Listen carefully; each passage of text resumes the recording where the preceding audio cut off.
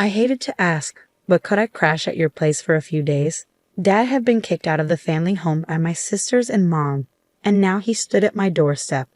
Seeing Dad, who had always been so strong, talk about reaching his limit, I blamed myself. "I'm sorry, Dad," I said, trying to apologize for my inability to help alleviate his suffering. In that moment, as I struggled with my guilt, my husband Ethan spoke up. "Let's live with your father-in-law. Are you sure?" I turned to Ethan, surprise evident in my voice. Dad, too, could barely hide his shock, his eyes wide open. "My name is Emily, and I'm 26 years old. Ethan and I started dating in college, and we got married 2 years ago. Our days are filled with a fulfilling work-life balance. Ethan is my best supporter, always by my side. I never thought I'd find someone who gives me such confidence, let alone marry them." As the youngest of 3 sisters, I grew up in an environment where I could never go against my mom and my sisters. I was always the last one in line for attention from mom, and also the lowest in rank among my sisters. Every time I voiced an opinion, sharp words would come flying back at me. Over time, I stopped expressing myself and started to suppress my feelings. I bore the treatment of being treated like a servant by my mom and my sisters without complaining. I wanted a boy. When I found out you were another girl, I was so disgusted. Grace and Ashley are enough for girls. You're an unwanted child, and yet here you are in his house. If you want to stay here, you have to work. Mom often belittled me like this. Even if you tell me that, how many times have I swallowed my words, the ones I wanted to say back to her? By the time I entered elementary school, I was in charge of most of the household chores, from preparing meals and doing laundry to getting the bath ready. People around me would praise me, saying, "That's impressive," or "You're so responsible."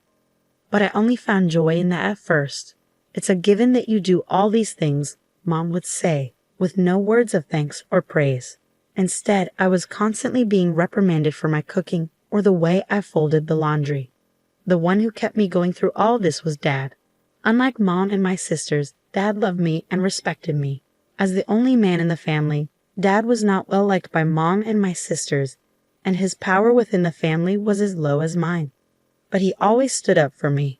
"I'm sorry, Emily. You always have to put up with so much. If only we could all live in harmony." Dad would often hold me tight and say these things. Despite his early mornings and late nights for work, Dad would always spend his days off with me, fulfilling Mom and my sisters' demands together. And he always listened to my feelings and accepted my words. But my mom and her cohorts didn't seem to like that. "There's no one to protect you today," they'd tell me, pushing more chores onto me. They'd hurl harsh words at Dad too, such as, "For a man, low income," and my sisters would follow their lead, laughing and saying, "Disgusting," and "Don't open your mouth." So no matter how much Dad tried to be a pillar of support, I was becoming increasingly frail. Noticing my distress, Dad said something to me when I entered high school. "Emily, study as much as you can, then go to college, leave this house, and live on your own. You, Emily, have so many possibilities. There's no need to endure and stay in this house forever. I want you to live your life," my father urged me. At his words, I felt both elated and anxious. At the time, my eldest sister Grace, 6 years older than me, was attending a private university, and Ashley, 4 years older, was at a vocational school. Mom would often ridicule Dad for his low income and tell me, "We're poor because he doesn't bring in money, so you should start working once you graduate from high school." Because of this, I believed our family was financially struggling. Despite that, I worried if Dad was pushing himself too hard by telling me to go to college and live on my own. But Dad insisted, "There's no need to worry about money. I feel responsible for making you suffer so much. That's why I don't want you to endure any longer." "Dad," I said, "this is a request from your father. You don't have to worry about anything. Just go to the university you want, study what you want, find what you love to do. I want you to lead a happy life to make up for the hardship you've been through." I could feel his strong resolve as he gripped my shoulder, his eyes moist with tears. From then on, I devoted myself to the studies I had neglected, juggling the overbearing instructions from my mom and sisters. I spent all my remaining time studying at my desk. My hard work paid off, and I was accepted into a university. Dad and I embraced each other, sharing the joy of my acceptance. I kept it a secret from Mom and my sisters until the last minute, only announcing my plans to go to college and live alone on the day I was moving. At that time, Grace had already moved out and was living on her own. leaving only Mom and Ashley at home, who showered me with shouts of rage. I endured their harsh words until the end, finally breaking free from them. I kept my new mobile phone, a gift from Dad, a secret, not telling them which university I was going to or where I was going to live. Though I stayed in touch with Dad, I started a life without any involvement with my mom or my sisters. But just because I escaped from them didn't mean my university life was smooth sailing. I wasn't used to speaking my mind, and as a timid person, I was somewhat invisible in my department, unable to make friends. Then Ethan reached out to me. "What do you think, Emily?" I was surprised when Ethan, the bright and central figure of the group, spoke to me. I was already uncomfortable speaking in front of people, and being put on the spot left me speechless. But Ethan pressed me. "You have thoughts, right? Share them. We won't know unless you say something," he said. Initially, I thought of Ethan as pushy and inconsiderate. But as time passed, I came to see the kindness in Ethan, how he respected people's opinions. Thanks to Ethan, I started to make friends. Before long, I found myself drawn to him, and by our 3rd year, our relationship had progressed to dating. When I started dating Ethan, Dad excitedly congratulated us. And when I found a job, when Ethan and I decided to move in together, and when we decided to get married, Dad celebrated my happiness as if it was his own. But I had always been worried about Dad. Since starting university, I hadn't been home and hadn't seen Dad even once. We stayed in touch, but I was still concerned. Dad was living at that place with Mom and the others. I had no doubt he was still enduring snide comments from Mom and Ashley, still spending his days under their domineering instructions. "Dad, I'm happy today because of you. Back then, I was powerless and always needed your help. But things have changed. I'm working now, and I'm married. I have someone who supports me, so now it's my turn to help you.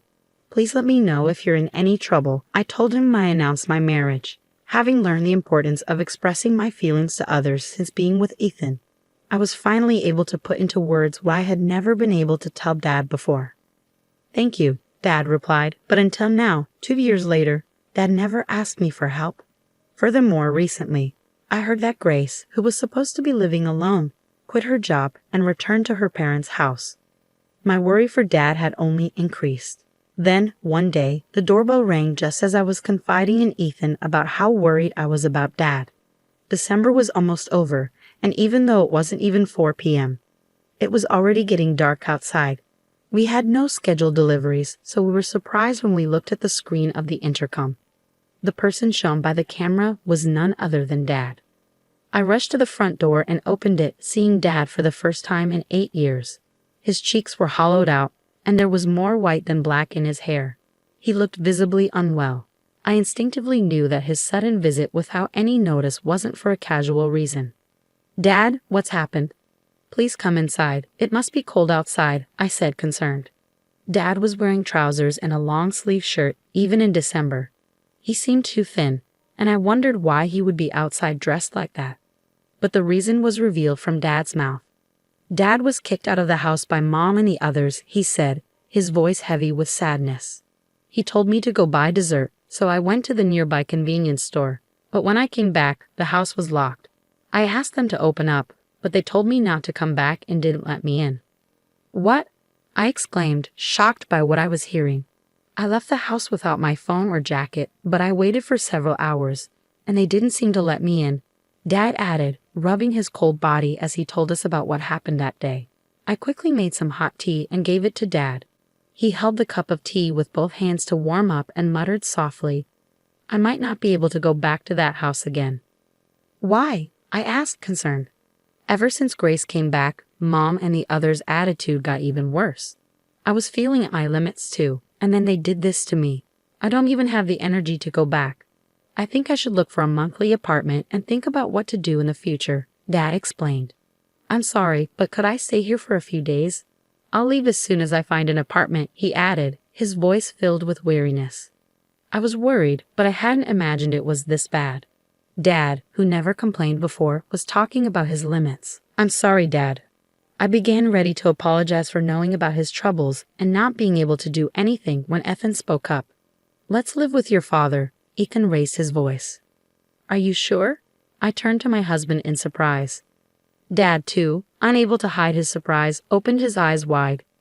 Sorry for being blunt, especially since we just met, but your father-in-law doesn't look too healthy. I think it would be best if we lived together to help him recover. Everything else can be figured out later, of course, only if he's okay with this, Ethan explained. Ethan's suggestion left Dad and me with nothing but gratitude, and so our new life as a trio began. Just a few days after Dad moved in, our doorbell rang again. All three of us were stunned by the figures displayed on the intercom screen. Mom and my sisters were standing there. "Why here?" I whispered, shocked and bitter past memories making my breath hitch. But I had to face them. I didn't know what they would do next, and panic set in. I opened the door, and before me stood my mother, flanked by Grace and Ashley. "Wow, I didn't expect you to be living in such a fancy place. I thought you were scraping by in some rundown apartment," Mom remarked, her tone dripping with condescension. Hearing her voice after such a long time, all I could feel was resentment. "Why are you here?" I asked, trying to keep my tone steady despite the turmoil brewing within me. "Your father's mobile had your address in it." I had no idea Emily even had a mobile phone. "Why would you give him your contact info but not us? Are you honoring the wrong person?" Grace interjected arrogantly, looking down at me, just as she always did. After Mom's words, seeing Grace like this, Mom smiled, satisfied, and spoke again. "Well, never mind. Is your father here?" "We're having some trouble without him," she said, though there were no signs of actual distress on their faces. All three of them were smirking. "In trouble? But you're the ones who kicked him out," I retorted, my irritation mounting with each word. "You've become quite sassy, haven't you? So is he here?" "Move aside," Mom demanded, her typical overbearing tone evident in her condescending remarks about me. "No," I responded firmly, fueled by Ethan's support and my own newfound strength. It would have been impossible in the past, but I had changed, all thanks to Ethan. Mom's irritation became apparent as she raised her voice. "When did I ever give you permission to talk back? Just move. You can't even listen to what I say. I'm not the same person I used to be. I won't be pushed around by you, Mom," I refused firmly, Ethan coming up beside me, trying to shoo Mom and the others away. Despite our efforts, Mom and her group wouldn't leave. We repeated move and no until, tired of the ordeal or maybe having given up, Mom was the one to break first. "That's enough. I don't want to hear any more from you. If you won't move, can you at least let us know when the money will be deposited in our account? It's really annoying that all you can do is put money in, and you can't even do that," Mom said, her words leaving me speechless. How did she think she's been able to live without working? My anger reached its peak. From now on, Dad will be living with us. Dad and I will no longer be pushed around by you guys. Please divorce Dad and stop causing him pain, I declared, unable to hold back my words any longer. But the response from my mom was something I hadn't anticipated. I hadn't anticipated Mom's reaction. "Don't make it sound like I'm the bad guy. I've been kind enough to stay as a family with a man like him, who is low income and can't do a thing. You should be thanking me," Mom said, her words cutting deep. "What?" I gasped, stunned by her audacity. "You're just like your dad, a low-income loser acting high and mighty.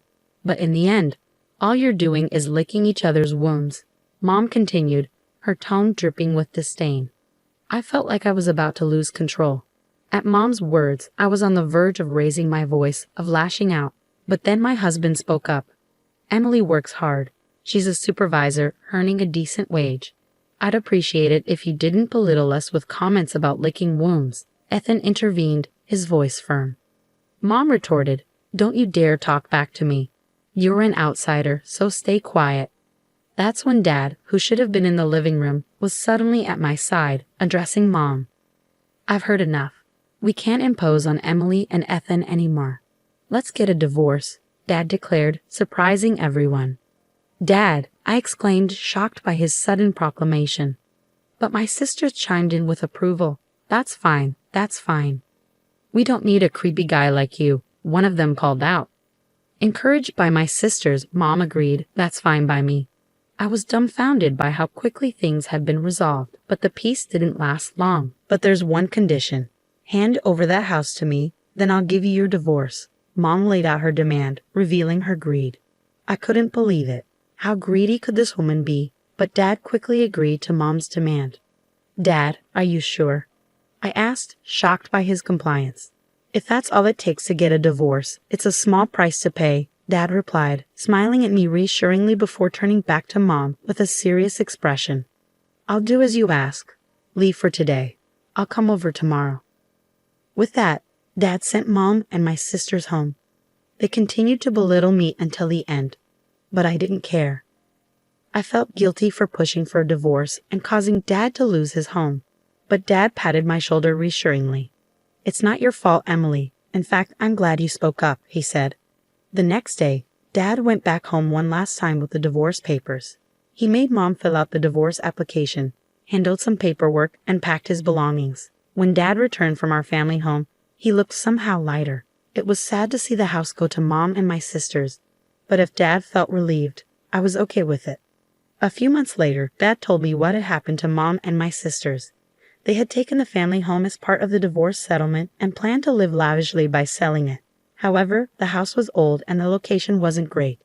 They couldn't sell the house or land for much, and demolition costs ate into the proceeds. In the end, they were left with almost nothing. Now without a home or savings, Mom didn't work, and neither did Grace or Ashley have stable jobs.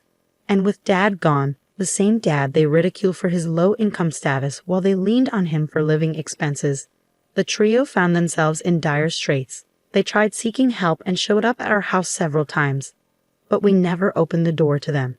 Still, they refused to give up, causing commotion at the front porch. I finally had to tell them through the intercom, if you make any more noise, I'll call the cops. Now it seems they're barely managing, renting an apartment that's too cramped for 3. Even Mom, who never worked before, was seemingly forced to get a job. That's how desperate they were.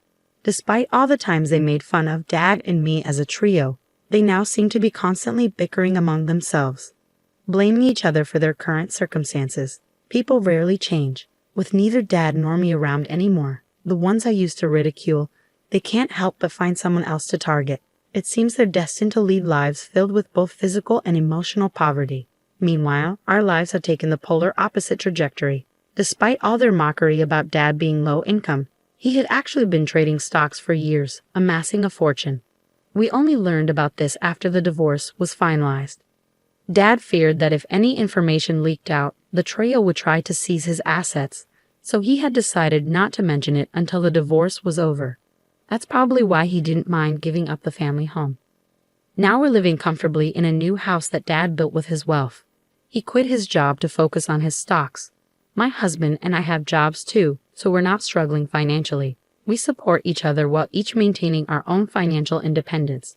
We hope to build a loving family that we couldn't have when we were young from here on out.